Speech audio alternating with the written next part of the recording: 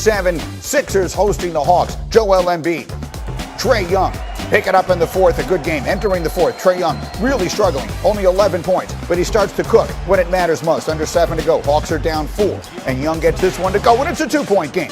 Under 4 minutes to play now. We're tied at 86. What a night Kevin Huerter had. When they needed buckets, he was there to get them. Over Seth Curry, Atlanta's got the lead. 3.5 to play. Here's the play everyone is talking about this morning. Ben Simmons appears to have an open dunk, but instead he gives it up to Matisse Thybulle, who would get fouled. That's a wide open slam. Simmons did not attempt a shot in the fourth quarter. Meanwhile, Hawks up 1, 3 minutes to go. Young almost loses it. Then he throws it up, and Clint Capella throws it down. It's a 3-point Atlanta lead. 30 seconds later, same score. Young, there it is. He would finish with 21. Hawks up 6. A minute left. Hawks lead is 1. Big moment. Huerter pulling up for 3. Thybulle gets him in the head. That's 3 foul shots. He'd make them all. Kevin Huerter scored a team-high 27, Atlanta by 4. Next Sixer possession. Season on the line. Embiid, stripped. We're going the other way. Danilo Gallinari, uncontested. Oh my goodness, Atlanta wins. They take Game 7, 103-96, advancing to take on Milwaukee in the Eastern Conference Finals. And for Philly, the questions will not stop. Man, I'll be honest. I thought the turning point was, when I don't know how to say it, but I thought the turning point was just, we had an open shot. You think Ben Simmons can still be a point guard for a championship team? Yeah, David, I don't know that question or the answer to that right now. Still believe in him, but we have work to do. We're going to have to get in the gym, put a lot of work in, and go forward. That's some pretty telling comments there from the two most important people on the team. Ben Simmons, as I mentioned, didn't take a shot in the fourth quarter last night, but that was not unusual. In 5 of the 7 games of this series, he did not take a shot in the fourth quarter. By the way, he has 4 years and $146 million left on his contract. Here's Big Perk. Here's PJ Carlesimo. Gentlemen, let's get into it. Big Perk, what is the right thing to say this morning about Ben Simmons?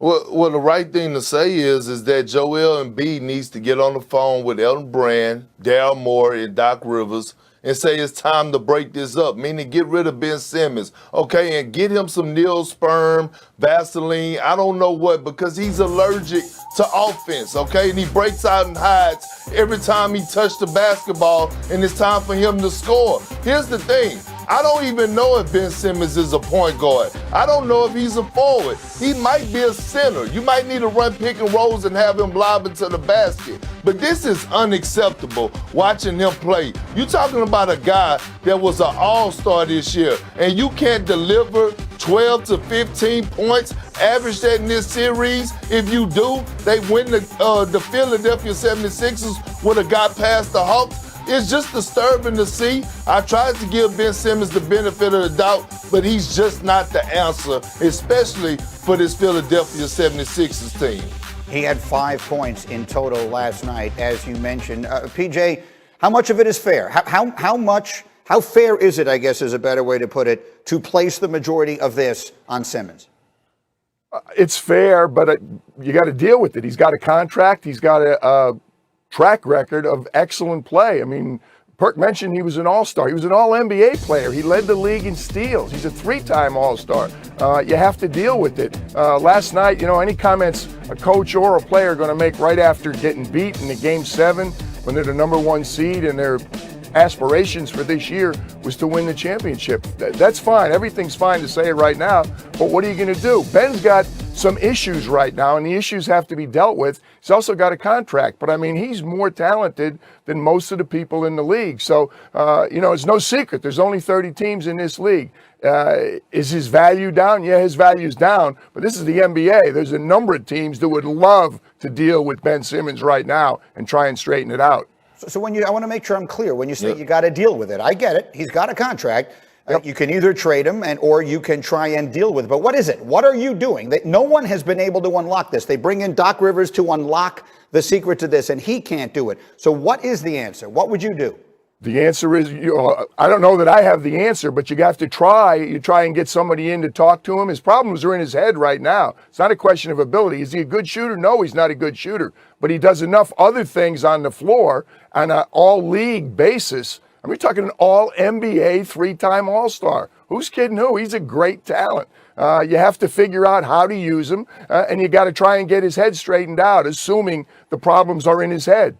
Here's the problem. I think you can both be right at the same time, Big Perk. The bottom line is you can be a good player in the NBA and be Ben Simmons, but he's not supposed to be a good player. He's supposed to be an elite player. He's supposed to be doing the things that the Devin Bookers and Kevin Durant's of the world are doing in the playoffs right now. And Perk, I think what you're saying is he just can't.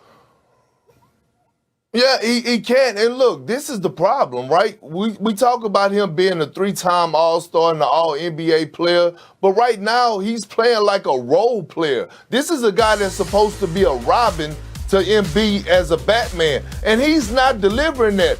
Averaging 9 points is just not going to get it. I played with a lot of Hall of Famers in my career, and I know what to expect out of your Robin. And what he's doing is completely unacceptable. I mean, he's literally running away from the offensive end. He's shying away from the basketball. I don't know, how do you fix that? Because he's proven to us time and time again, every year, that he's not going to take the shots. And here you got a guy in Giannis, coach, that are taking three-point shots, are not afraid of the moment right now. Make or miss, he's actually taking those shots. And we just watched the clip where Ben Simmons passed up on a wide-open dunk. It's just, I don't know about this. Perk, I'm with you. That was inexcusable. But Joel Embiid had 8 turnovers, including the one you just showed with 44 seconds to go. You talk about the turning point in the game. That was a heck of a turning point, too. So don't just throw Ben under the bus. Matisse Thybulle fouls a guy and puts him on the line for 3.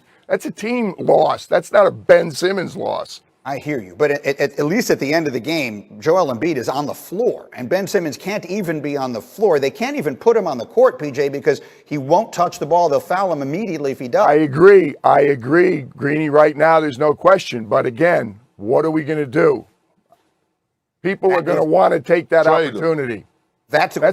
Stay with me. Somebody We're else come will back take to them. this. Couple of minutes. We'll get you guys back in here. We'll continue sort of hashing this thing out because that's only the tip of the iceberg when it comes to that game and that series. And we'll talk about it with that man as well. The great Magic Johnson with us live in our studio. The Eastern Conference.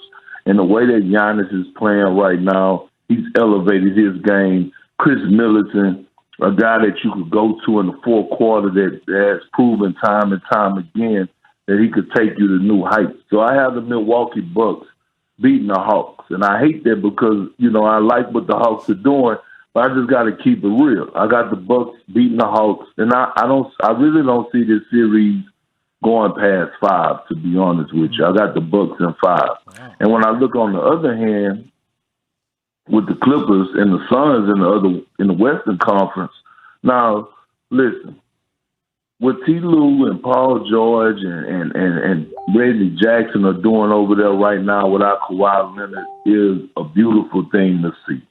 And I hate going against T. Lue because this guy has overcome the odds every time his back is against the wall.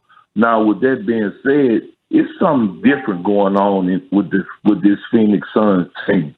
They have a different type of chemistry. Like, you could tell they heart and soul are in this. When you watch this team, it's almost like being part of a family reunion. And when you see that type of chemistry, that continuity, that togetherness, and the way that they're playing on both sides of the basketball, rising star, superstar, and Devin Booker, the emergence of DeAndre Ayton, and you watch them battle and gut that win out last night without CP3, I have Phoenix winning this series in 6. Perk. All right, so Bucks in 5, Suns in 6. You heard it here.